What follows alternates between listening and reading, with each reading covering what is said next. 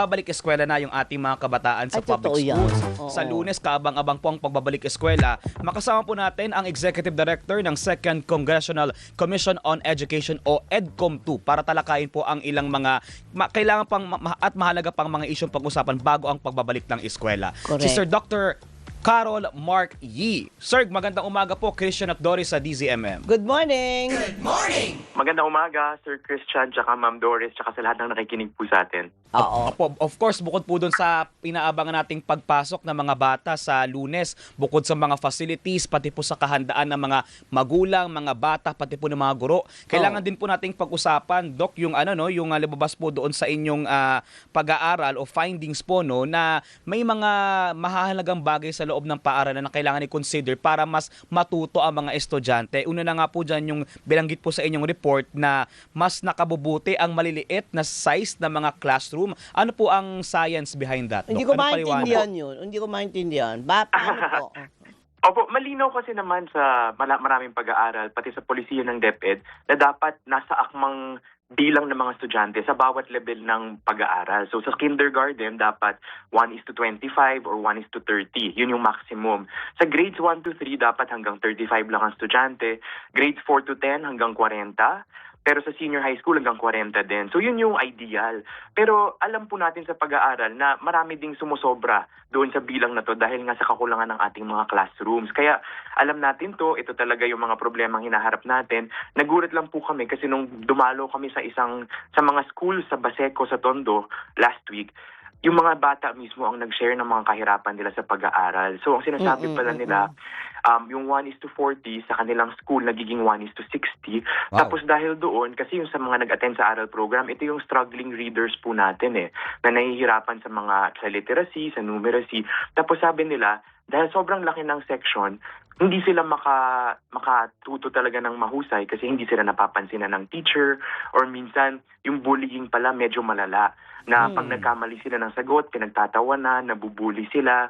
Tapos minsan sa takot nilang pumasok dahil nga sa bullying na minsan verbal, minsan pambubugbog talaga, nag-a-absent na lang sila ng ilang araw, minsan isang linggo.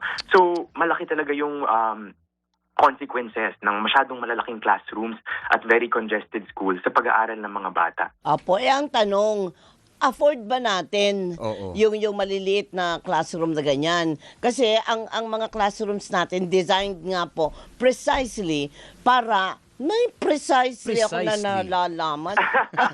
Para po nga ma-accommodate. Kasi nga, yung mga ibang eskwelahan natin, watak-watak na, di ba? At kulang po Opo. talaga sa facility. Kulang, oo. Alam niyo po kung tungkol lamang sa pera or resources, mukha naman pong nakikita natin na may pera naman ang bayan at ang gobyerno. Ang question is, lagi ba nating na-prioritize or pinaprioritize at pinaglalaanan ng sapat na pondo itong kakulangan ng classroom? Kasi nga po, nakita po natin sa pag-aaral, naipon talaga ng matagal, naging 165 ang classroom congestion natin, nakakulangan sa classroom, kahit na dapat naman may pera pa lang inilalaan. Pero minsan, kahit may pera, hindi nako-construct, minsan kulang din talaga yung nilalaan na pera. So dapat talaga baguhin yung polisiya natin at tulad ngayong taon talagang napakalaki, 60+ billion ang nakalaan para sa classroom construction.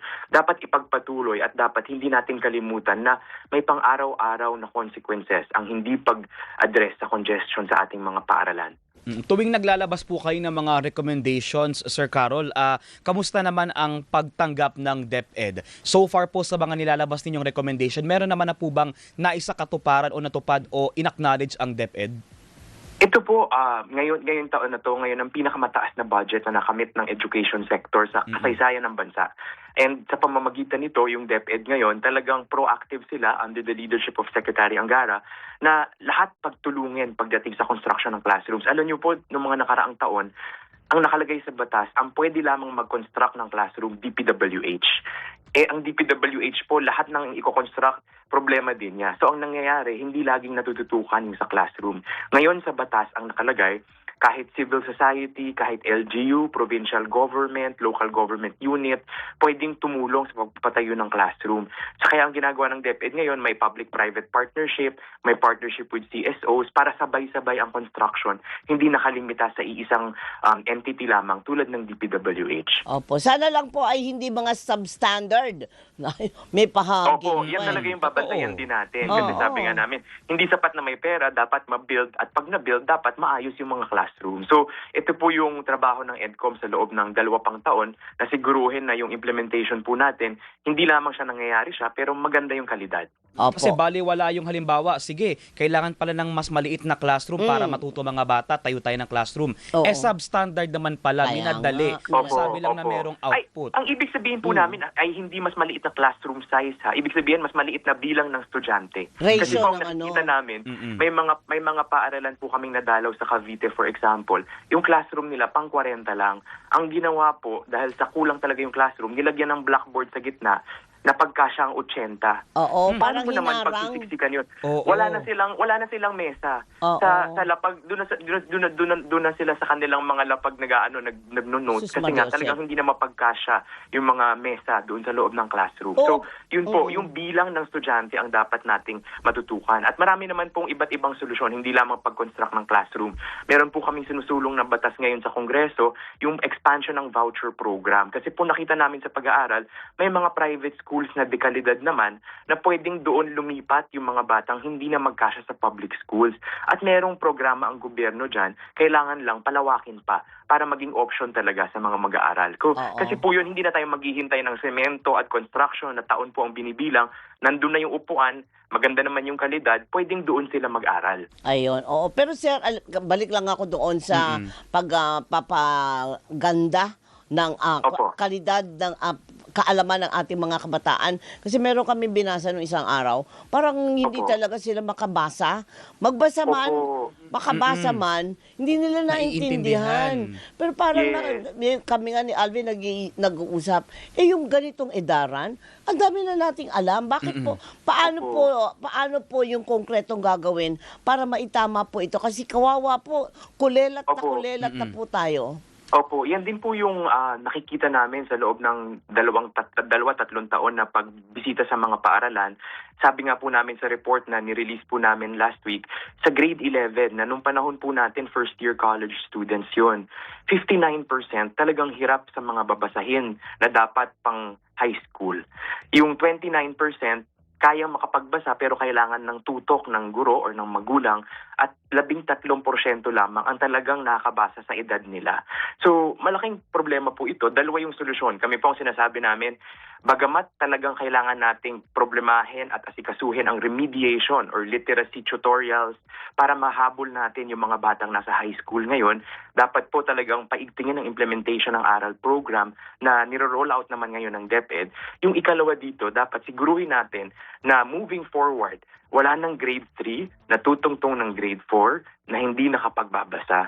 Kasi po pag nagka-catch up phase tayo na nasa high school na, ibig sabihin, napakaraming kaalaman na hindi nila na-absorb, na-maximize mula grade 4 hanggang grade 10.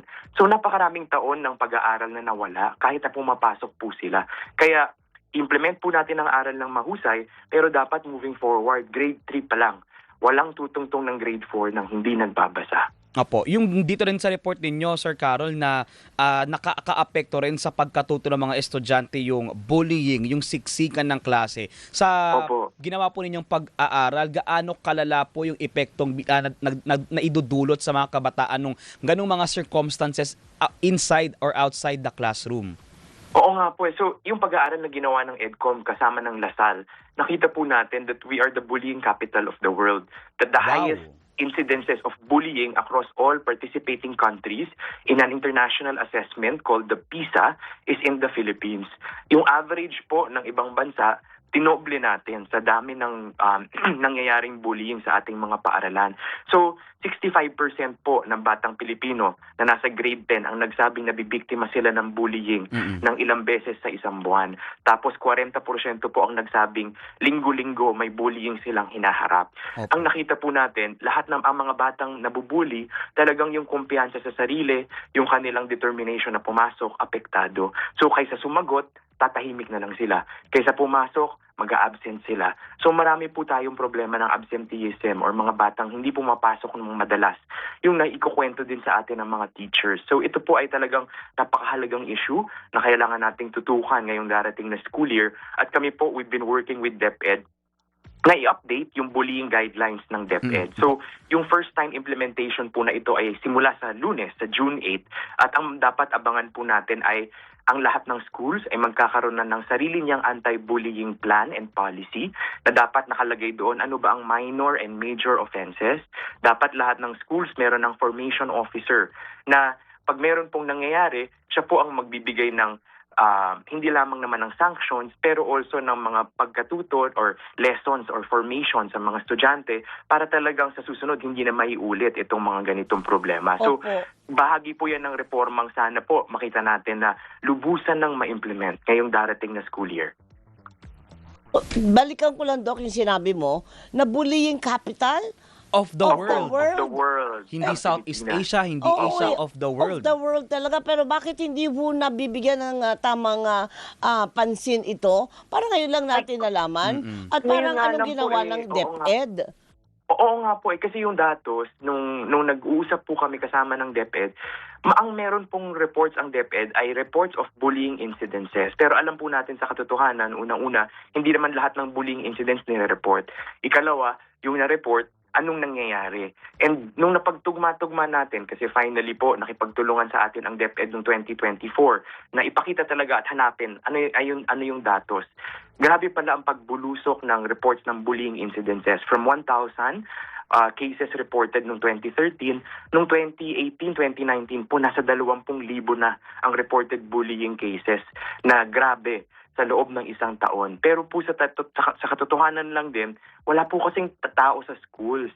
Yung schools po natin, ang binigyan po natin ay guidance counselor, pero wala namang ma-hire na guidance counselor. So ang nangyayari, si teacher din na napakarami ng trabaho, ang siyang lunas lamang at siya lamang din po talaga ang mamumroblema sa ground. Tapos wala naman din tayong iba pang officers na non-teaching personnel sa mga schools. Kaya hindi po talaga na-report yung data sa matagal na panahon. Kaya nabulantang po tayo nung lumabas yung results ng PISA na ang mga Filipino students daw po, they don't feel safe in school, they don't feel that they belong, and that they are afraid to go to school because of that. So, kailangan po talagang seryosohin natin to at moving forward, talagang alam na natin sana. Kasi po, may nakalagay po dati na incentives na dapat ang mga schools po natin zero bullying cases na incidents. So ang nangyayari po, yung mga schools minsan hindi na nire-report kasi apektado yung ranking ng school or yung rating ng school pag nag-report sila ng bullying. Opo, So yun kaya nga hindi po. natin nakita yung datos. Opo, yan nga po, Dok, ang medyo parang sablay para sa akin ay bulok. Opo. Na para lang Ay, protektahan yung imahe nung eskwelahan at para maprotektahan yung rating nila. Opo. Kagaya nun, hindi nga marunong magbasa pero nakagraduate Opo. ng, Correct. ng elementary. Opo. Paano yun? Opo. Maganda yung intention kasi po ang intention ng ganun dapat po ideally is zero incidences reported. Ibig sabihin, na-prevent mo yung bullying kasi may positive discipline, may magandang community engagement na at relationship ang mga bata. Yun po yung intention. Pero hindi po naging ganun ang implementation tuloy. Oo. Iba yung gustong mangyari sa totoong nangyayari, which is the same case with mass promotion po as you mentioned, no, Ma'am Doris, na ang ibig sabihin naman po ng zero dropout is dapat ang mga bata pag nakikita ng may challenges, natutulungan na agad. Pero kung wala naman tayong resources na pangtulong, wala talagang programa na pangtulong, paano natin mapiprevent yung dropout? Kaya ang nangyari, mass promotion. Opo. Ay, teka lang, ito dahil marami na tayong nababalita, no, na naghahanda na yung mga magulang, yung mga guro, sabi mo nga, pati mga estudyante mismo. Estudyante. Opo. Pero handa po ba tayo, handa po ba ang DepEd na sa first day po ng opening ng classes ay walang pasok? Dahil ito na po ang tag-ulan.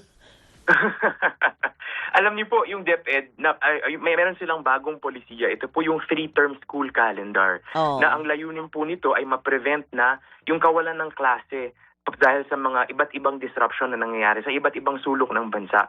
Sa pag-aaral po namin sa EDCOM, 30 to 50 days ang nababawas sa isang school calendar na 180 days lamang din naman ang laman.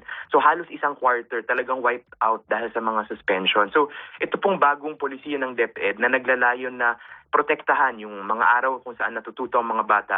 Yun po din yung ating titingnan, yung implementation this year. Sana po makatulong talaga kasi ang ginawa po nila, mas pinahaba yung bilang ng instructional days or yung araw ng mga na may one-on-one or may face-to-face na pagtuturo ang mga teachers.